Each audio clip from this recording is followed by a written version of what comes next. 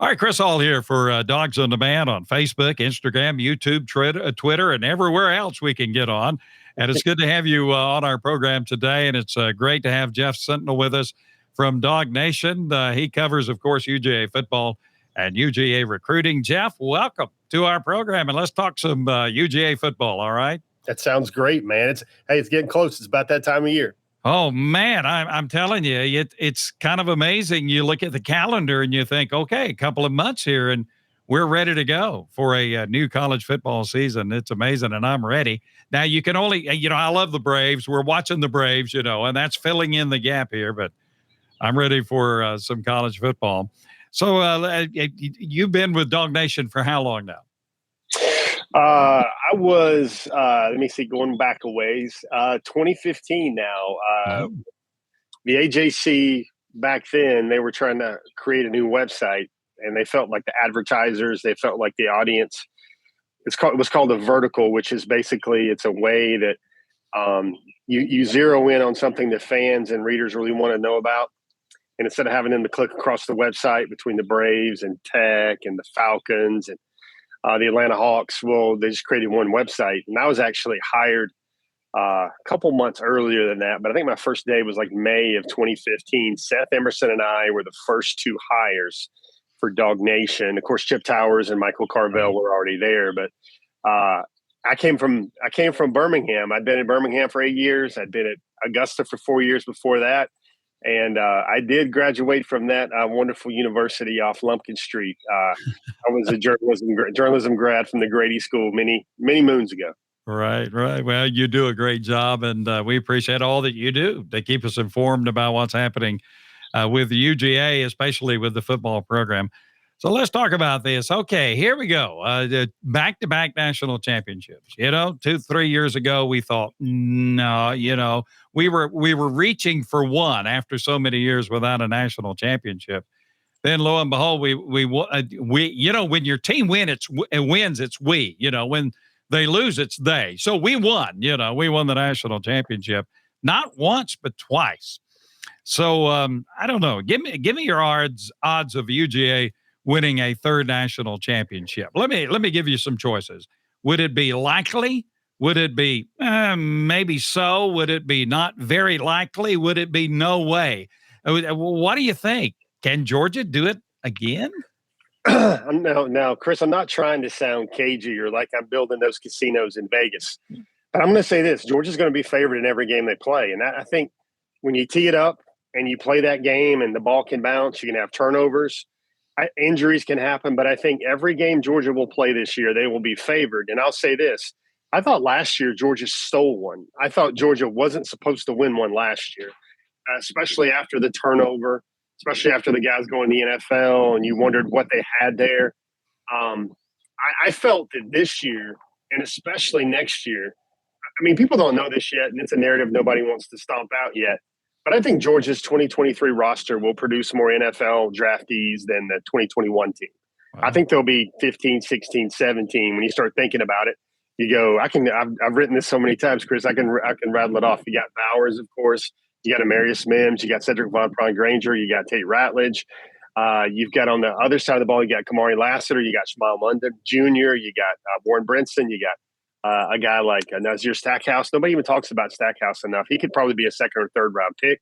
You start going, if Carson Beck has a decent to great year, he could be a first or second round pick. You throw in a guy like Arian Smith. He will absolutely destroy the combine when he gets to that point. And right now, he's in the most healthiest stretch of his career. I'm going to tell you, Chris, if he gets 30 catches, he's going to have 700 yards. He's just that electric. And then you've got Kendall Milton. You got Dejon Edwards. You got a lot of Bulldogs there. And then it all points to, I think, 2024, which sets up as maybe the best team in Kirby's era. And I say this with a little bit of trepidation, but I just look at it. And I know the players that were coming in 2019, 2020, and 21 that built that 2021 team.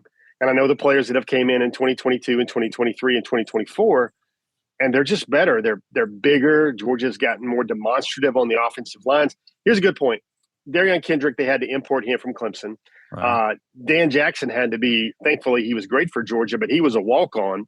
And then they had to bring in two fifth-year seniors, Latrevious Brini and William Poole, to kind of man that star position. Well, Georgia won't need to plug and play at any of the three levels in 2024 because they're going to be stacked with future All-Americans, former All-Americans, future NFL draft picks. I mean, there are no kind of chinks in the armor, except the only chink you would probably say is that Georgia has an average top-tier SEC defensive line instead of clearly the best defensive line in the conference and maybe the country, where they don't have a Jalen Carter, they don't have a Devontae Wyatt, they don't have a Jordan Davis, but newsflash, nobody else does either. Yeah, that's true. Georgia's just stacked, and it's the result of the recruiting that Georgia has been able to do, and you just keep plugging them in.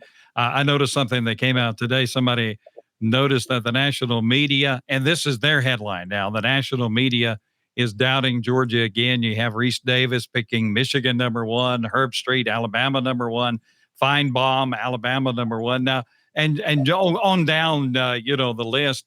And really, it doesn't matter who picks what right now. It doesn't really matter. But, is Georgia being dissed on the national level, you think, for this coming season? I think it's just variety. I think it's also everybody's got to have a vogue pick. You remember how last year I think it was Desmond Howard that came out and had Texas A&M in the Final Four with I think 4 teams that didn't even make it regardless. Yeah. I think you got to make a pick at this time of year that's going to draw headlines, and Georgia's not going to draw headlines, but you got to go back and you're looking at the last team to three-peat. You got to go to Minnesota in the 40s, I believe, if you check everything. But when you see all these things, there's some Chris, I've said this for a while. I've said it for like the last 3 or 4 years. You can put 4 teams in a hat: Ohio State, Clemson, Alabama, Georgia, and then the flavor of the week. That might be FSU this year. It might be USC if they've bought enough defense or they've NIL'd enough defense for their squad. There are really only 5 teams every year now that are capable of winning a national championship. I think Clemson has dipped a little bit. I don't know if they're in the equation, but you see the players that come in, you see the type of talent that comes in. I mean, think about this for a second. And I love the way Kirby's doing this right now because it's the way football teams should be built. Mark Richt years, Georgia always had a quarterback. They always had a running back. They maybe had a skill receiver. They maybe had a flashy Butkus Award winner linebacker or another great safety, but they didn't have the guys up front. And what Georgia's doing, including replenishing with the guys up front, I think it's amazing. You look at this year's team, the way it's built. Von Granger, you start there. You got Xavier Truss. You got. Think about this. Amarius Mims is odds-on going to be a top 20 pick. He hasn't even started regularly for Georgia yet, and this will be his first year. I look at guys like Micah Morris, who is an absolute savage. When that guy ever figures it out, he's going to demolish people. He's still not starting in Georgia yet. Dylan Fairchild's still not starting in Georgia yet. And I feel if those guys could have been starting in a lot of places in the SEC, except for maybe an LSU or an Alabama for the last 2 years, and they still got one more year before they're the man at Georgia. Yeah, it's amazing. And the recruiting that is going on now with that offensive line, you read the stats on those dudes and you think, my word, it is truly a great wall of Georgia, that Georgia's putting up. I think one area that maybe Georgia fans have a little apprehension about is in the area of quarterback. And that's nothing new. For the past 2 years, 2 previous years, no one was really sold that much on Stetson Bennett, and there was a lot of apprehension about him and what did he do? Win back-to-back national championships, and he goes on down to the NFL. So it appears that Carson Beck's going to be he's the man now at the University of Georgia. Vandergriff and Stockton, of course, will be backing him up. You have Raiola coming in, Puglisi coming in as well in the future. What do you think about Carson Beck? Is he ready to go? Is he going to be the man? And is he ready to go? Let me see. Someone really smart told me this. This is how the things you got to know about Carson is, first of all, and it's recruiting dominoes. At one point, Carson was committed to Alabama, and they absolutely adored having Carson at Alabama. And then it was one of those years where Alabama cleaned house. You saw Mike Loxley go to Maryland. I don't know if you remember that. Yeah. Their passing game consultant, they're kind of like Mike Bobo at the time, was Dan Enos. He went to Miami. And they really just wiped out their offensive staff. And Carson was kind of like, I don't really know anybody left at Alabama that was recruiting me. So he just restarted his recruitment. Georgia jumped in. There were some family connections there.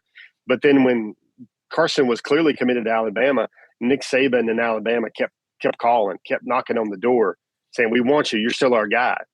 And eventually, Carson told them no enough that they had to go get Bryce Young. And that's one of those funny things in college football, that if Carson Beck never says no to Alabama or never decommits from Alabama, Bryce Young maybe doesn't even show up at Alabama. I know Sarkisian was great.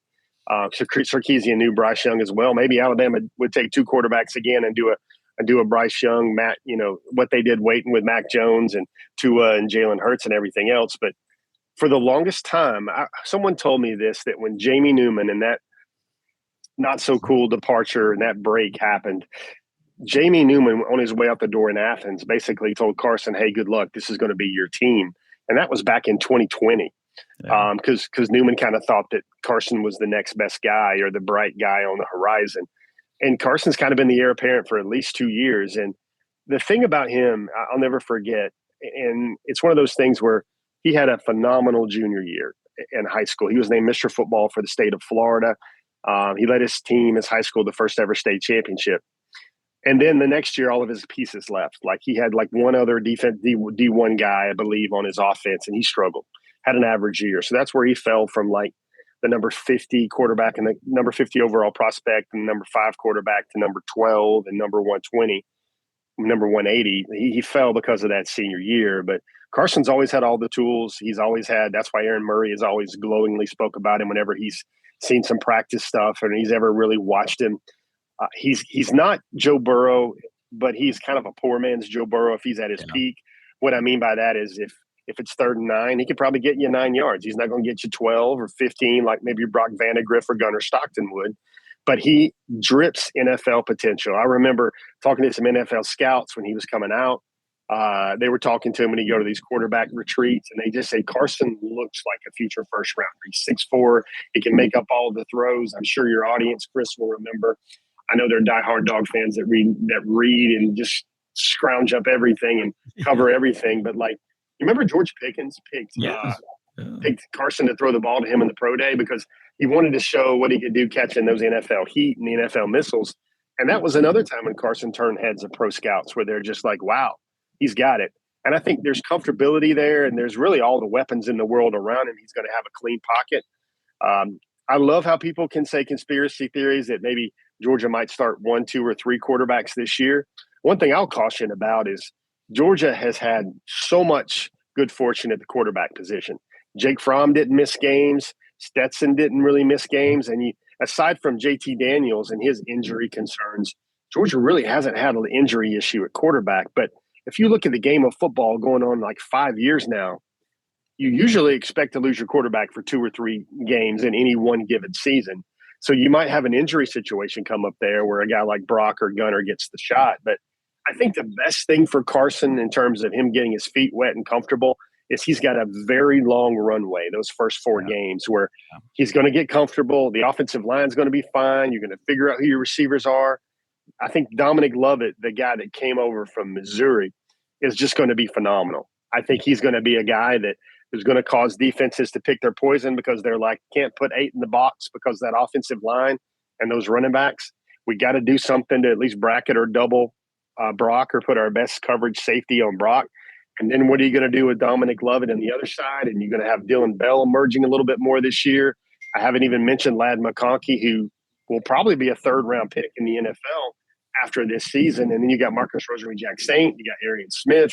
Georgia's never had as many offensive weapons. And now Carson's got to get in the cockpit and he's got to steer that jet. He's got to fly that jet. Yeah. But Carson has all the weapons, all the Tomahawk missiles, all the missiles, all the flares, everything he wants at his disposal to really have Georgia around 40 points per game again this fall. Yeah, I'm ready. Yeah, Georgia again stacking up a top recruiting class for 2024. It's amazing. What's in your opinion? What's the secret of UGA? Its recruiting prowess? Is it one thing? Is it a combination of things? And how frustrating is that for other SEC schools to look at Georgia just continue to do what they do on the recruiting trail? What do you think about UGA and recruiting? So I'd like to always add some perspective to this question, Chris, because Everybody remembers the DeLorean and Back to the Future. You get 88 miles an hour and you go back in time, right? Right.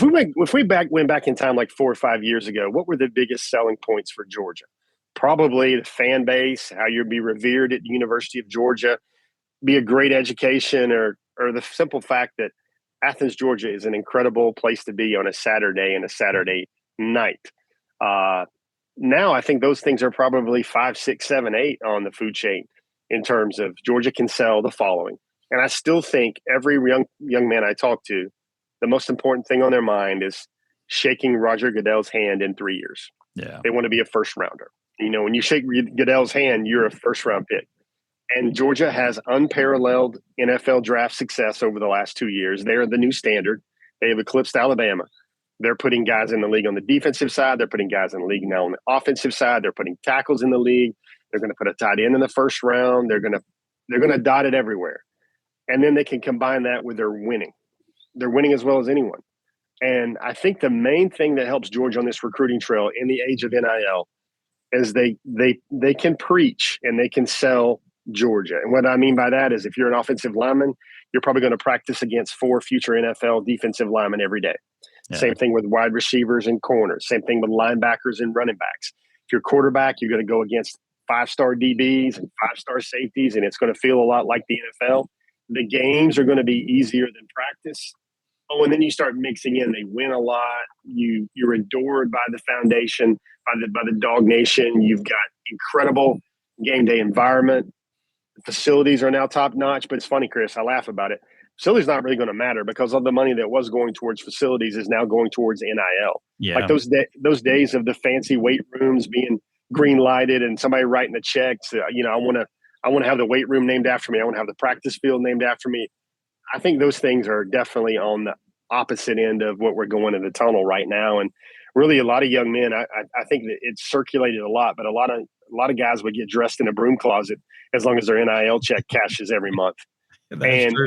And that's really what it is. And I think you can combine all that. I think it's just so powerful. Like other schools will pay now upwards of hundreds and thousands of dollars to come play at their spot. And Georgia doesn't have to do that because they can say, now they'll be competitive. They'll offer some NIL, but they're not going to break the bank. But what they can say is the Georgia platform means you're going to go against the best every day. You're going to play in December. You're going to be challenged. You're going to be in the big games. You're going to do it in incredible facilities. And I think that's what people want. They can watch. Like, look at Carson Beck this year. He's going to wait until 2023. He had 2020, 2021, 2022, and 2023 before he can play. A lot of players, Marius Mims, 2021, 22, they can play. And when those guys do that and they wait and then they go to the NFL, it's a win-win. Like all the ways you can negatively recruit Georgia, I think are just about gone. I think the only thing that lasts anymore is Georgia's never had a 1,000-yard receiver, or not one since the great Terrence Edwards. And you might have 2 guys with 800, 900 yards this year. I think Lovett will be that fantastic, and I think Bowers will be Bowers. Yeah. Now, what about in the SEC? You know, this is the last year for divisions in the SEC. So let's take a look at the SEC East. Georgia obviously will be favored not only to win the East, but to win the conference as well. Who do you think is the biggest threat to UGA in the SEC East? Yeah, that's a good question. I think Florida looks like a 5-6 win team. I'm sorry to disappoint everybody there that wanted the Gators to be a little bit higher on the hog. I think Tennessee has got a lot of pieces. I think they've got that offense that has them going to be in every game, going to score a lot of points. Is it a pro offense? Some might think not. I think South Carolina might take a step forward. I think South Carolina versus Tennessee will probably decide who the number 2 team is in the SEC. But you look all over, there's ways you can look online and look at projected depth charts, and you see a lot of guys that like Hugh Freeze, for example. I think you look all over their starting lineup at Auburn, their offense and their defense, and they're mostly transfer portal guys. They tried to do what LSU did a year ago, trying to basically reboot their team with a lot of new faces and a lot of new guys. And you see Georgia, outside of Ra Thomas and Smoke Bowie and Dominic Lovett, that's it. The core, the culture, everything that's made Georgia great is still there, and they're still back. And in some ways, Georgia's going to be a little bit better on the field in other places. I think really, when you see, is it going to be Tennessee? I don't think Devin Leary at Kentucky is going to mean a lot. We don't even need to waste any of our airtime talking about Vanderbilt and everything else like that. But I think those are the two schools to look at, and it might be just an example of which team's healthier in certain games to become, who's the number 2 team in the East. Because you look at the West, you got a few obvious contenders there. Yeah, what about the West? Who do you think is going to come out there? Alabama, LSU, hey, Arkansas's looking pretty good. Well, who do you think? I think Arkansas, case can be made that they probably have the best returning quarterback in the SEC with KJ Jefferson, especially when you add in his legs. I think he had 9 touchdowns on the ground and almost 30 through the air. And you got to wonder who's going to win that Alabama job. One of the things that really interests me about Alabama and wondering if this is a dip or this is an actual drop is when they have to go to the transfer portal to find key players. Yeah. Tresman Marshall was a great football player, but he just wasn't the best linebacker at Georgia. And he kept waiting and he kept waiting and he got recruited over a little bit. And he goes to Alabama, and I think he was one of the MVPs of their spring game, starter at linebacker. You see Alabama having to go get DBs from Tulane or go get another quarterback out of the transfer portal as well. And that doesn't bode well for what they're having to do at the game's most important position. I like LSU in terms of what they continue to have. And they've got definitely maybe the second best returning quarterback in Jaden Daniels. They've got a great backup behind him. They've got some offensive line pieces. They've got dynamic talents on defense. I think LSU is a team that I think has a lot going for it. But as much as I want to sit there and say Alabama is Alabama, I do know that they brought in, I think, probably a guy who I think will be the offensive rookie of the year in the SEC in Justice Haynes, and probably the offensive rookie of the year. I know they don't have this thing in the SEC. It's not like Major League Baseball, but I think the most valuable defensive freshman, Caleb Downs, as well. They've got an infusion of a lot of young talent. I think Alabama has strayed a few years in terms of the way they need to build their team. They've missed on a lot of offensive line and defensive line prospects, and that's why they've kind of suffered.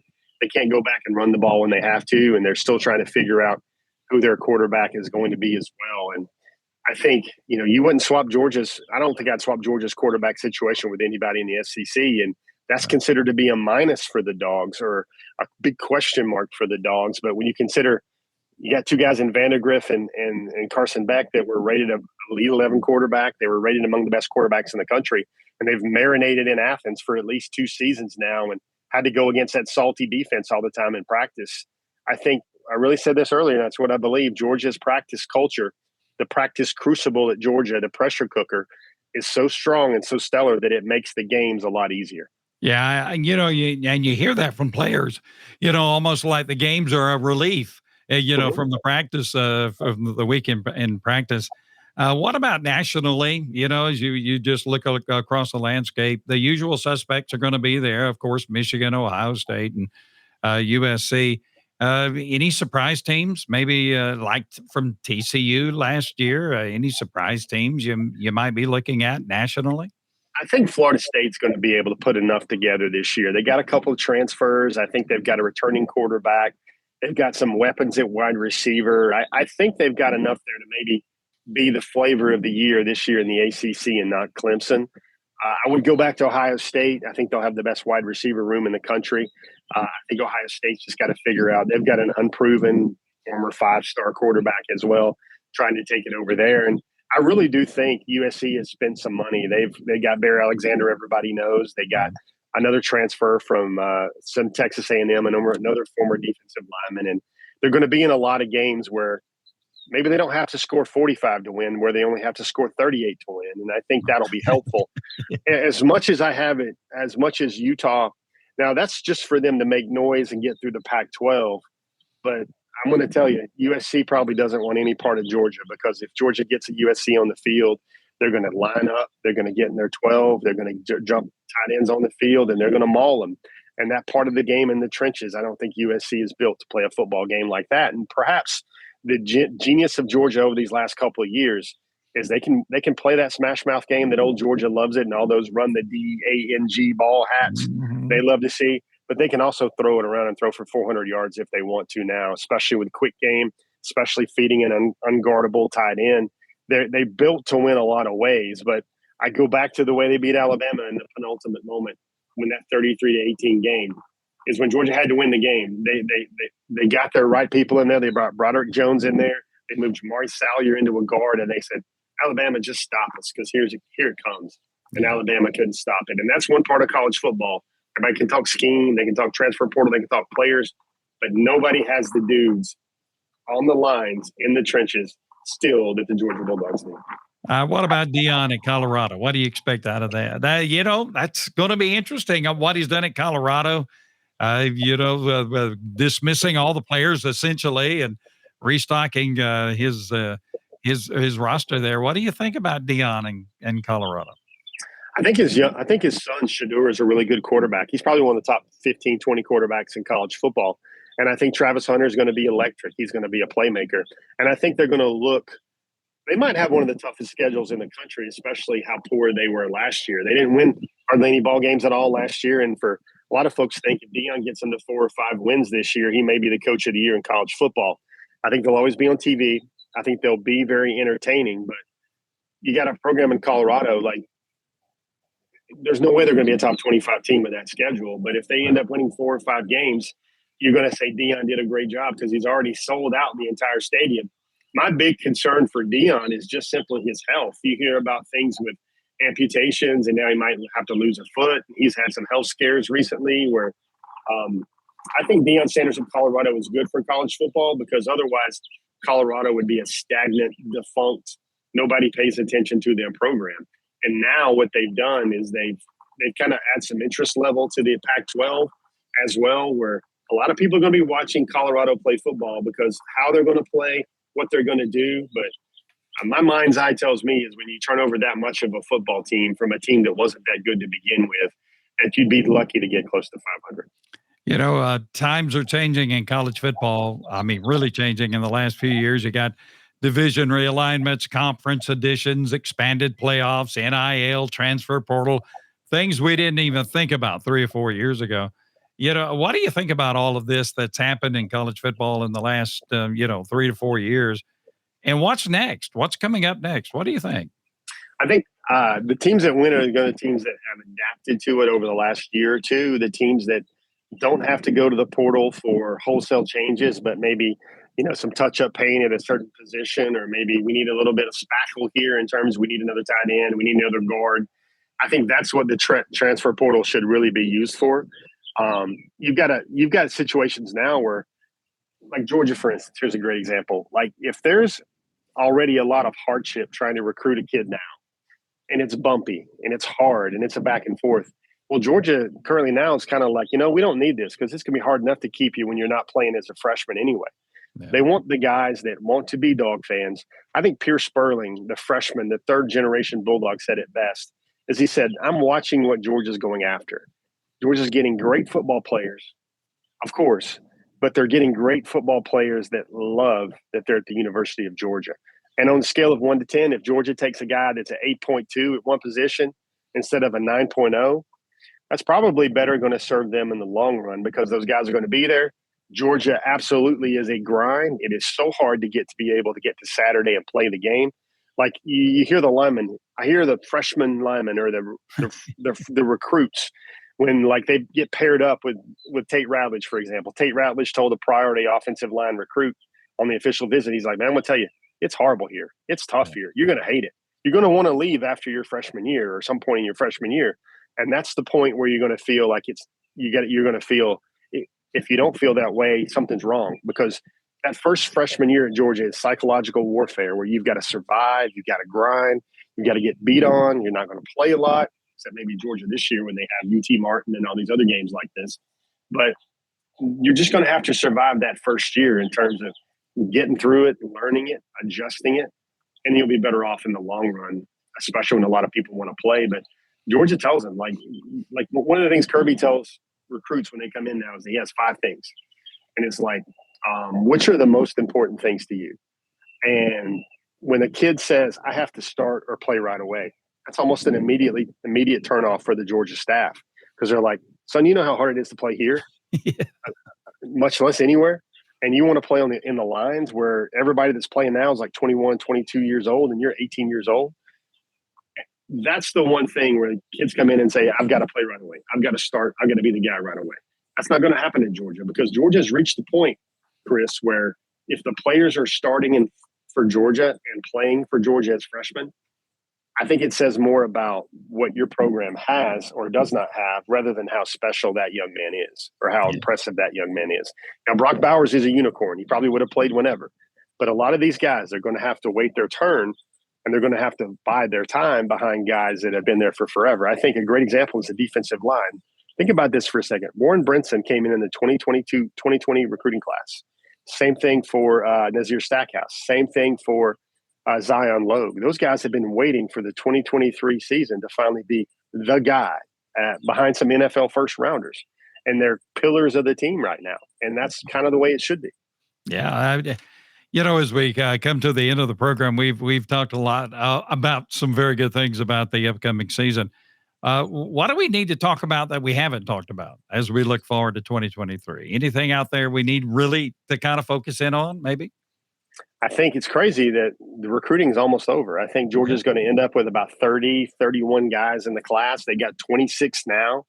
I think Georgia should, because the hearts and minds of teenage boys are always fickle, especially when NIL is thrown their way. But I think Georgia should finish, and I'm not trying to say this like simply or without any sort of deadpan, but I think Georgia will have the greatest recruiting class they've ever had this year. Wow. They're gonna have 2 Elite 11 quarterbacks. They're gonna have the number 1 quarterback. They're gonna have the number 1 safety. They might very well have the number 1 defensive lineman, the number one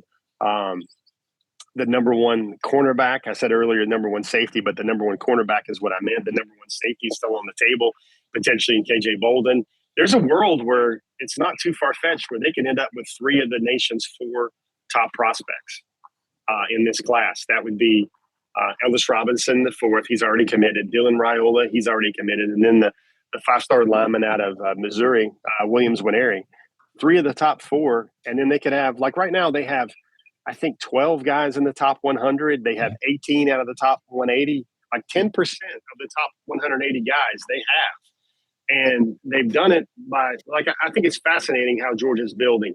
They're going to turn over 4 or 5 offensive linemen out of this class. We talked about Mims, Von Prawn, Truss, Tate Ratledge. Those guys will move on. Maybe there'll be an elder statesman that decides to graduate or move on in the portal. But that's why they're taking 6 offensive linemen. And you look around the country, Alabama has 1 offensive line commitment right now. Clemson has 1.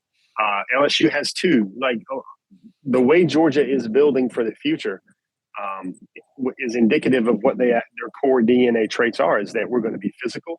We're going to move you off the ball. And then all this other good stuff's going to come after that, because they realize that championship football teams are built from the outside, from the inside out, in terms of the trenches, going out to the skill and going out to the edges. And you're going to see, in Georgia football, maybe you'll see your first night game in forever this fall. Yeah. That'll be great to see. That'd be cool. You're going to see Georgia almost become, like the New York Yankees of college football, because I feel the way Georgia's recruiting, if you wanted to set for the next 5 years and you want to set the bar for championships, I think the over-under line might be 1 or 2, maybe 1.5 might be the way to do that. And I think this is the thing. I go to Bulldog clubs a lot in the fall and in the summer, and they ask me these sorts of things. And I said, I'm not trying to shock you here, but I'm just speaking from the heart about what I see. And there might be a chance where you look back at 2021 and 2022 and say, those probably weren't Kirby Smart's best teams. Yeah. Or I don't want to say my buddy Brandon Adams says those will be the lean years, and that's a little too far on one side. But comparatively speaking, there's not going to be any drop off. There's not going to be any decline. I think that the coolest thing to look for is how football will change. What I mean by that is, let's say typical Georgia schedule in the playoff era. Let's say they're 11-0. And you remember in years past where DeAndre Swift got hurt against Tech, or George Pickens threw a bumblebee against the side of the stadium wall and he missed some time and he got suspended or whatever. Well, you'll start thinking, I'm going to start to look for if NFL tendencies don't creep into college football. Like, if you've already got a number 1 seed and you're undefeated, do you really need to play them that last game against Georgia Tech where somebody could get hurt? Or if you know you're going to play Alabama twice, like you're going to play Alabama in the SEC championship game and then again in the playoffs, are you going to shoot your best shot? Are you going to throw your best scheme out there? Or are you going to try and be a little well, let's play some ball. Let's try to win, but let's not empty the kitchen sink in terms of our scheme or our adjustments or how we're going to defend things. I think that's going to be really interesting in terms of what the playoffs look like and like how much, simply put, how much NFL type tendencies creep into college football where, you can lose a game and still win it all. Yeah, amazing. Well, it's been a pleasure to have Jeff Sentell with us from Dog Nation and the AGC. And Jeff, thank you for being with us on our program today. It's been a lot of fun talking to you about Georgia football and football in general. Can't wait for it to come, and let's get it going, right? Chris, yeah, man. I always get excited around this time of year when I was a little kid because when the All-Star break rolled around, the Home Run Derby, I was like, not only is summer here, but it also means football's right around the corner. Media days is right around the corner. And, I just want to say this, all we do, all of us in the media business, we do is we try to connect with these wonderful fans who have a vicarious, insatiable appetite for Georgia football and for what you guys do in your programs and your podcasts. You help feed the masses. And I appreciate everybody that does what we do because, Georgia football has a special audience. It's got a special fan base that they love their Bulldogs. And I just want folks to know that, man, these times, Grandma and Grandpa that we're talking about in the 80s, yeah, these times are better than the 80s. Actually, last year for a story, Chris, I went and looked back and I saw like in the 80s, during the Herschel run, 43-4-1 was what Georgia did during 80 through 83. And get this, if you were a college freshman that enrolled in Georgia in 2020, here's some things. You've only seen them lose 3 games. Yeah. Period. None of those games were in Sanford Stadium. If we look back at those losses, one was in Jacksonville, one was in Tuscaloosa, and then one of them was the loss they had. In that first year. So like you look at it, that was 2020 and there's 2021 and the loss in the SEC championship game. You haven't seen them lose at Sanford. You've seen them win 2 national titles, and you've seen them basically go 8-2, 14-1, and 15-0. The glory days, the glory years, they're right here, brother. And it's better than it's ever been. I even went back and did an autopsy on that 80 season and that 43-4-1. And like Georgia had like 15 games that were decided by a touchdown or less. Yeah. I think Georgia has only had like a handful of games during this run that were decided by a touchdown or less. So you got to think about Notre Dame. That time they won 17-10 in Sanford in 2019. Very few times has this team been challenged, and I hope folks have realized how good they've got it right now because it doesn't happen often. It might just be one of those Nebraska Cornhuskers type runs of the 90s. Yeah, and that championship game last year where they just dismantled TCU, it's still I still go back and watch it sometimes. It's an amazing game that Georgia played against a pretty good TCU team. Just amazing. Well, Jeff, thank you for being with us today, man. And we look forward to having you back, and let's talk some more about the UGA football, okay? Love to be on there, man. Thanks for the invitation. All right.